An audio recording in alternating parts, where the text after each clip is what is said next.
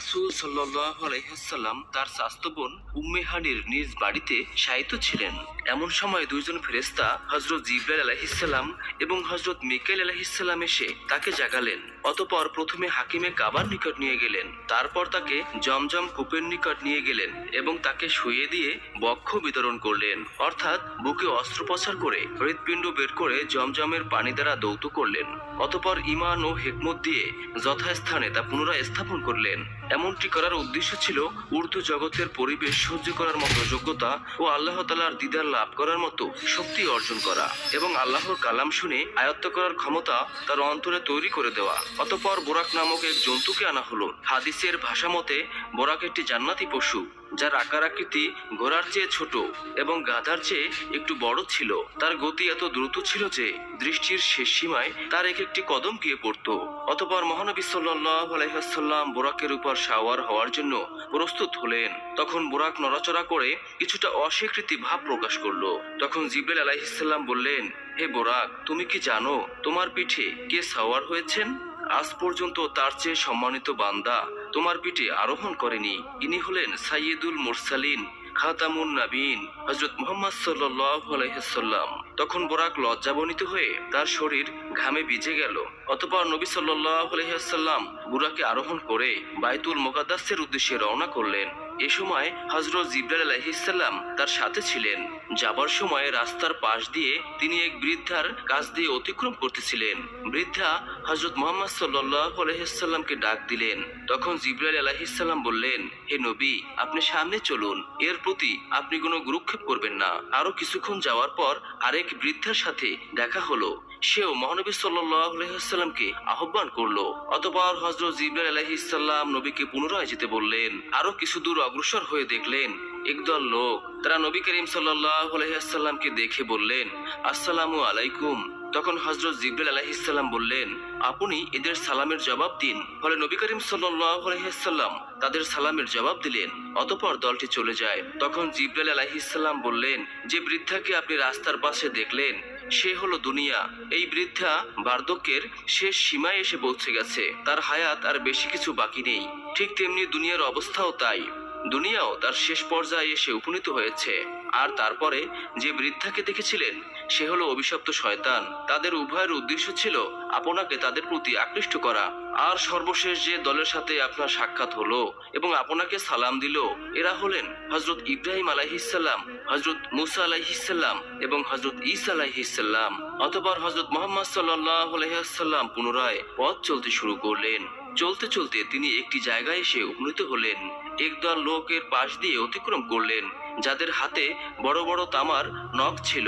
তা দিয়ে তারা নিজের চেহারা আশ্রে ক্ষত বিক্ষত করছিল। নবী সাল্লাল্লাহু আলাইহি ওয়াসাল্লাম হযরত জিবরাইল আলাইহিস সালামকে বললেন, এরা কারা?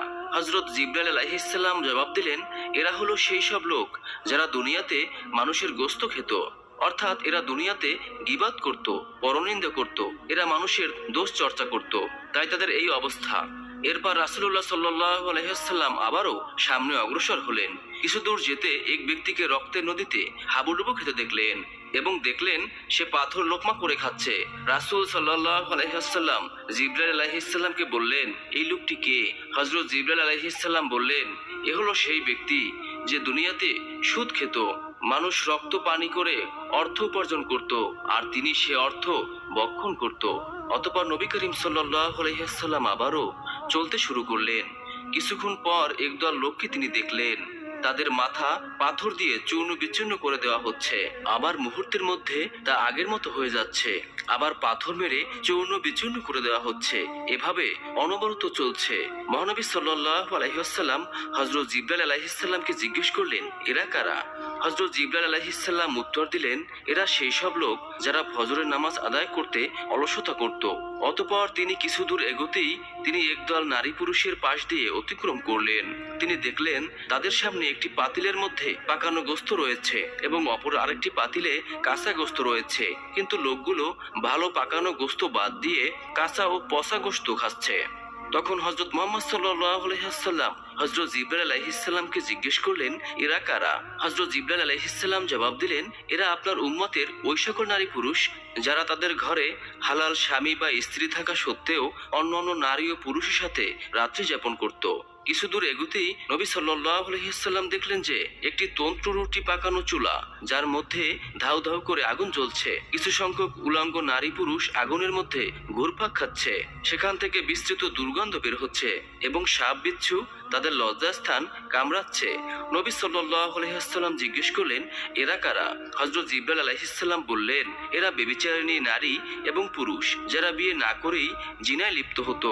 অতঃপর কিছু দূর অগ্রসর হওয়ার পর দেখলেন এক ব্যক্তি একটি বিশাল লাকড়ির বোঝা জড়ো করছে এবং মাথায় উঠানোর জন্য চেষ্টা করছে এবং ব্যর্থ হয়ে আশেপাশ থেকে আরো কিছু লাকড়ি এনে বোঝা ভারী করে তুলছে। আবারও বোঝা ওঠাতে ব্যর্থ হয়ে আরো লাকড়ি জড়ো করছে। এভাবে ব্যর্থ হচ্ছে এবং আবারও বোঝা ভারী করছে। কিন্তু তার উচিত ছিল যে যখন সে দেখছে যে বোঝা ভারী হয়ে যাচ্ছে তখন কিছু লাকড়ি কমিয়ে নেওয়া, কিন্তু সে বিপরীত কাজ করছে। এই অভিনব কাজ থেকে হযরত মুহাম্মদ সাল্লাল্লাহু আলাইহি ওয়াসাল্লাম হযরত জিবরাইল আলাইহিস সালামের কাছে জিজ্ঞেস করলেন, ব্যাপারটা কি? হযরত জিবরাইল আলাইহিস সালাম উত্তর দিলেন, সে আপনার উম্মতের ওই ব্যক্তি যার উপরে মানুষের হক ও পাওনা রয়েছে এবং সে তা আদায় করতে পারছিল না, অথচ সে দিন দিন ঋণের বোঝা আরো বাড়িয়ে তুলছিল। অতঃপর নবী সাল্লাল্লাহু আলাইহি ওয়াসাল্লাম সামনে অগ্রসর হলেন। কিছু দূর যেতেই এক জায়গায় দেখলেন কিছু লোকের জিহ্বা আগুনের কেসি দ্বারা কাটা হচ্ছে। অতঃপর তার সাথে সাথে আবার ঠিক হয়ে আগের মতো হয়ে যাচ্ছে। অতঃপর আবার কাটা হচ্ছে, আবার আগের মতো হয়ে যাচ্ছে। এই অবস্থা চলতেই আছে। রাসূল সাল্লাল্লাহু আলাইহি ওয়াসাল্লাম জিজ্ঞেস করলেন, এরা কারা? হযরত জিবরাইল আলাইহিস সালাম জবাব দিলেন, এরা সেই সমস্ত লোক যারা মানুষকে উপদেশ দিত অথচ নিজেরা সে উপদেশ অনুযায়ী আমল করত না। এভাবে অনেক ঘটনার মধ্য দিয়ে রাসূল সাল্লাল্লাহু আলাইহি ওয়াসাল্লাম বাইতুল মুকাদ্দাসে পৌঁছে গেলেন। সেখানে গিয়ে তিনি বোরাকটি আংটির মধ্যে বেঁধে রাখলেন, যেখানে পরবর্তী নবীগণ সোয়ারি বাঁধতেন। কোনো কোনো বর্ণনাতে হযরত জিবরাইল আলাইহিস সালাম নিজের আঙ্গুল দিয়ে একটি পাথর ছিদ্র করে দিয়েছিলেন, অতঃপর তাতে বোরাক বেঁধেছিলেন। অতঃপর বাইতুল মুকাদ্দাসে প্রবেশ করে মহানবী সাল্লাল্লাহু আলাইহি ওয়াসাল্লাম 2 রাকাত তাহিয়াতুল নামাজ আদায় করলেন। এদিকে মহানবী সাল্লাল্লাহু আলাইহি ওয়াসাল্লামের আগমনের ফলে আল্লাহ তাআলা তাকে অভ্যর্থনা জানানোর জন্য সমস্ত আয়োজন সেখানে করে রেখেছিলেন। সমস্ত নবীগণ এবং অনেক ফেরেশতাগণ আগমন করেছিলেন। এরপর হযরত জিবরাইল আলাইহিস সালাম আজান দিলেন এবং ইমামতির জন্য হযরত মুহাম্মদ সাল্লাল্লাহু আলাইহি ওয়াসাল্লামকে সামনে বাড়িয়ে দিলেন। ফলে তিনি সমস্ত নবীগণের ইমাম হয়ে 2 রাকাত নামাজ পড়ালেন। নামাজ শেষে তিনি বিশেষ বিশেষ নবী রাসূলগণের সাথে সাক্ষাৎ করলেন। তারা সকলেই তাকে অভ্যর্থনা জানান এবং তার প্রশংসা করেন। এরপর তিনি যখন মসজিদ থেকে বের হয়ে আসেন তখন তার সামনে 3টি পেয়ালা পেশ করা হয়। একটি ছিল পানির পেয়ালা, আরেকটা ছিল দুধের পেয়ালা এবং অন্যটি শরাবের। নবী করিম সাল্লাল্লাহু আলাইহি ওয়াসাল্লাম দুধের পেয়ালা গ্রহণ করলেন। তখন জিবরাইল আলাইহিস সালাম বললেন, ইয়া রাসূলুল্লাহ, আপনি ফিতরাকে গ্রহণ করেছেন। যদি আপনি শরাব গ্রহণ করতেন তাহলে আপনার উম্মত গোমরাহ হয়ে যেত, আর যদি আপনি পানি গ্রহণ করতেন তাহলে আপনার উম্মত ডুবে মরত। অতঃপর জান্নাত থেকে বাইতুল মুকাদ্দাস পর্যন্ত একটি সিঁড়ি স্থাপন করা হয়। তখন রাসূল সাল্লাল্লাহু আলাইহি ওয়াসাল্লাম যাত্রা শুরু করলেন ঊর্ধ্ব আকাশপানে মহান প্রভুর সান্নিধ্য লাভের উদ্দেশ্যে। সাথে ছিলেন হযরত জিবরাইল আলাইহিস সালাম সহ আরো অনেক ফেরেশতা। চলতে চলতে এক পর্যায়ে রাসূল সাল্লাল্লাহু আলাইহি ওয়াসাল্লাম প্রথম আসমানে পৌঁছালেন। হযরত জিবরাইল আলাইহিস সালাম দরজায় নক করলেন। ভেতর থেকে দারোয়ান জিজ্ঞেস করলেন, কে? জিবরাইল আলাইহিস সালাম উত্তর দিলেন, আমি জিবরাইল। ভেতর থেকে প্রশ্ন করা হলো, আপনার সাথে কে? হযরত জিবরাইল আলাইহিস সালাম উত্তর দিলেন, রাহমাতাল লিল আলামিন হযরত মুহাম্মদ সাল্লাল্লাহু আলাইহি ওয়াসাল্লাম। আবারও প্রশ্ন করা হলো, তাকে আনতে পাঠানো হয়েছে কি? জিবরাইল আলাইহিস সালাম বললেন, হ্যাঁ। অতঃপর প্রথম আসমানের দরজা খুলে দিলেন। নবী করিম সাল্লাল্লাহু আলাইহি ওয়াসাল্লাম প্রথম আসমানে উঠলেন। উঠেই দেখলেন একজন বৃদ্ধ লোক বসে আছেন। জিবরাইল আলাইহিস সালাম বললেন, হে নবী, আপনি তাকে সালাম করুন, ইনি আপনার পিতা হযরত আদম আলাইহিস সালাম। ফলে মহানবী সাল্লাল্লাহু আলাইহি ওয়াসাল্লাম তাকে সালাম দিলেন। তিনি সালামের উত্তর দিলেন, মারহাবা বলে অভিনন্দন জানালেন এবং কিছু উপদেশ দিলেন। অতঃপর সেখানে মহানবী সাল্লাল্লাহু আলাইহি ওয়াসাল্লাম দেখলেন যে হযরত আদম আলাইহিস সালামের ডান পাশে কিছু মানব আকৃতি এবং বাম পাশে কিছু মানব আকৃতি রয়েছে। যখন ডান দিকে তাকান তখন তিনি আনন্দিত হন, আর যখন বাম দিকে তাকান তখন তিনি কান্নায় ভেঙে পড়েন। রাসূল সাল্লাল্লাহু আলাইহি ওয়াসাল্লাম জিজ্ঞেস করলেন, ভাই জিবরাইল, কারণটা কি? উত্তরে হযরত জিবরাইল আলাইহিস সালাম বললেন, ইয়া রাসূলুল্লাহ, তার ডান পাশে যে আকৃতির মানুষগুলোকে দেখছিলেন এরা হলো আসহাবুল ইয়ামিন, এরা জান্নাতবাসী হবে। আর বাম পাশে যে মানব আকৃতিগুলো দেখছেন এরা হলো আসহাবুল সিমাল, অর্থাৎ এরা হলো জাহান্নামী। তাই যখন তিনি ডান দিকে তাকান তখন তার জান্নাতবাসী সন্তানদেরকে দেখে তার খুশিতে মনটা ভরে ওঠে, আর যখন বাম দিকে তাকান তখন তার জাহান্নামী সন্তানদেরকে দেখে তিনি বেদনায় ভারাক্রান্ত হয়ে পড়েন। যাই হোক, হযরত আদম আলাইহিসসালামের নসিহত শেষে তিনি একইভাবে দ্বিতীয় আসমানে গিয়ে ওঠেন এবং আগের মতো প্রশ্ন উত্তরের পর দারোয়ান গেট খুলে দিল এবং তিনি ভেতরে প্রবেশ করলেন। এখানে তার সাথে সাক্ষাৎ হয় হযরত ঈসা আলাইহিসসালাম এবং ইয়াহইয়া আলাইহিসসালামের সাথে। এরপর চলে যান তৃতীয় আসমানে, সেখানে সাক্ষাৎ হয় হযরত ইউসুফ আলাইহিসসালামের সাথে। এরপর চলে যান চতুর্থ আসমানে, যেখানে দেখা হয় হযরত ইদ্রিস আলাইহিসসালামের সাথে। অতঃপর পঞ্চম আসমানে দেখা হয় হযরত হারুন আলাইহিসসালামের সাথে। ষষ্ঠ আসমানে হযরত মূসা আলাইহিসসালামের সাথে সাক্ষাৎ হয়। অতঃপর সর্বশেষ সপ্তম আসমানে হযরত ইব্রাহিম আলাইহিসসালামের সাথে সাক্ষাৎ হয়। সেখানে গিয়ে তিনি দেখলেন একজন বৃদ্ধা বাইতুল মামুরে হেলান দিয়ে বসে আছেন। বাইতুল মামুর হলো দুনিয়ার বাইতুল্লাহর সোজা উপরে সপ্তম আকাশ, ফেরেশতাদের কিবলা। প্রতিদিন 70,000 ফেরেশতা এর তাওয়াফ করেন এবং যারা একবার তাওয়াফ করার সুযোগ পান কিয়ামত পর্যন্ত তারা আর তাওয়াফ করার সুযোগ পাবেন না। এবং যারা একবার হযরত জিবরাইল আলাইহিস সালাম কিয়ামত পর্যন্ত তারা আর তাওয়াফ করার সুযোগ পাবেন না। এখানেও হযরত জিবরাইল আলাইহিস সালাম হযরত মুহাম্মদ সাল্লাল্লাহু আলাইহি ওয়াসাল্লামকে হযরত ইব্রাহিম আলাইহিস সালামের সাথে পরিচয় করিয়ে দিলেন। তারা কিছুক্ষণ আলাপ করলেন, এরপর বিদায় নিয়ে আরো উপরে উঠতে শুরু করলেন। অতঃপর সিদরাতুল মুনতাহায় গিয়ে পৌঁছালেন। সেখানে তিনি জান্নাতের সকল স্তর ঘুরে ঘুরে দেখলেন এবং তার জন্য বরাদ্দকৃত ঘরটি দেখে সেখানে প্রবেশ করতে চাইলে তাকে বলা হলো, এখনো আপনার দুনিয়াতে জীবন বাকি রয়েছে। অতঃপর সিদরাতুল মুনতাহা ভ্রমণ শেষে হযরত জিবরাইল আলাইহিস সালাম বললেন, ইয়া রাসূলুল্লাহ, আপনি এবার একা যান। রাসূল সাল্লাল্লাহু আলাইহি ওয়াসাল্লাম বললেন, কেন, আপনি কি সাথে যাবেন না? এবার হযরত জিবরাইল আলাইহিস সালাম বললেন, ইয়া রাসূলুল্লাহ, যদি আমি আর এক চুল পরিমাণ উপরে যাই তাহলে আমার পাখা পুড়ে ছাই হয়ে যাবে। অতঃপর রাসূল সাল্লাল্লাহু আলাইহি ওয়াসাল্লাম একাই চললেন। নিস্তব্ধ নীরব এলাকা, কোনো সারা শব্দ নেই, সঙ্গীহীন যাত্রী এক অদৃশ্য ইশারায় সম্মুখপানে এগিয়ে চলেছে। এমন সময় হঠাৎ করে তার সামনে এক মনোমুগ্ধকর সবুজ রঙের সিংহাসন এসে উপস্থিত হলো, যাকে কোরআনের ভাষায় রহরব বলা হয়। অতঃপর রাসূল সাল্লাল্লাহু আলাইহি ওয়াসাল্লাম এই রহরবে উঠে বসলেন। অতঃপর তা নবী করিম সাল্লাল্লাহু আলাইহি ওয়াসাল্লামকে উপরের দিকে চলল। এ সফরে তিনি আল্লাহর অনেক নিদর্শন দেখলেন।